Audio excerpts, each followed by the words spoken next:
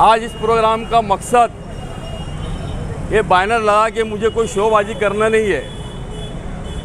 ये जो माननीय आरएसएस के संघ मोहन भागवत जी, जिन्होंने पूना के अंदर ये कहा, क्योंकि आज हिंदुस्तान भर में ये संभल के देख लो आप, और भी बहुत सारी जगहों पे आप देख लो, मस्जिद और मंदिर का जो विवाद चल रहा है, तो इस ताल्लुक से माननीय मोहन भागवत जी ने एक अपना स्टेटमेंट दिया पूना में। क्या ये चीज़ें कब तक तुम मस्जिद के अंदर से मंदिर निकालोगे, इसका हम विरोध करते। अरे देश के हित में अच्छी बात नहीं है।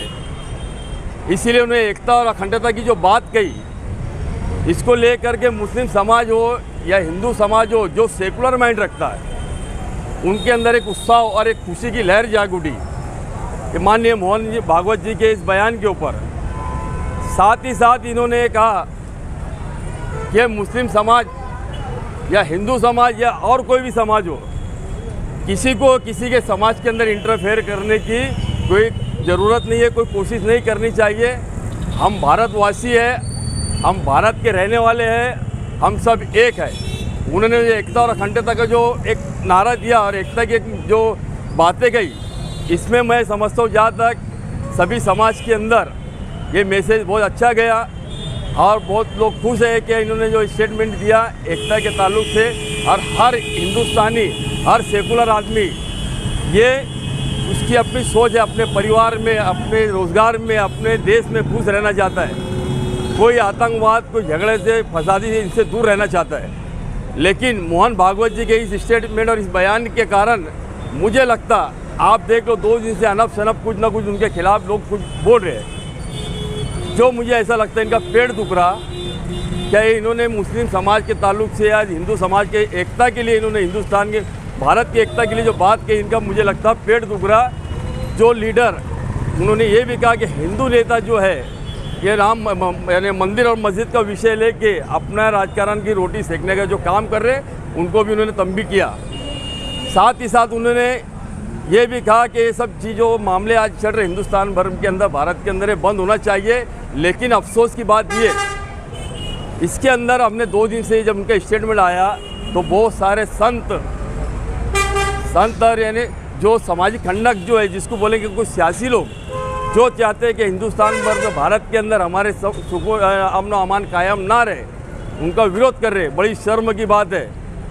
मैं तो ये बोलता हूँ इनके ऊपर सरकार ने भी और डिपार्टमेंट ने भी ऐसे लोगों के ऊपर कार्रवाई करनी चाहिए। एक आदमी एकता की बात करता है, उसके खिलाफ आवाज़ उठाने की बात कर रहे हैं, तो ऐसे लोगों की मुझे लगता है जो सियासी दुकान चलाने की कोशिश कर रहे, तो ऐसे लोगों की भाषण की वजह से इनकी दुकान बंद हो चुकी। ये आप देख सकते हैं, आप मीडिया वाले हो, आप देख रहे क्या इनके विरोध में कितने लोग खड़े हो गए। ये बैनर का क्या लगाया?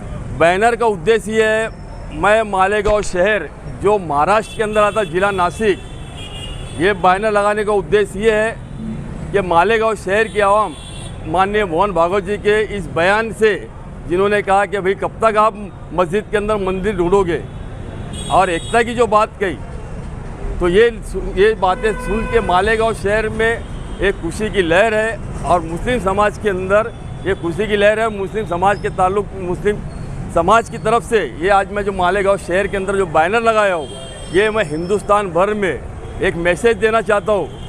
जिस तरह से मालेगांव को टारगेट किया जाता है, तो मालेगांव, एक बात आप अच्छी से समझ लो, जो अगर मालेगांव को टारगेट करते हैं ऐसे लोग, मालेगांव अगर कोई गलत कर रहा है, जैसे जिस तरह से आपने देखो नीतीश राणे जी ने स्टेटमेंट दिया हमारे समाज के खिलाफ, हमने पार्टी में रहकर उनका भी विरोध किया। उसी तरह से माननीय मोहन भागवत जी ने एक मैसेज अच्छा दिया, तो हमने उनका सराहना किया। मुस्लिम समाज, मैं और मेरी ओर से मुस्लिम समाज इनको मुबारकबाद देते हैं और इनका तहे दिल से शुक्रिया अदा करते हैं।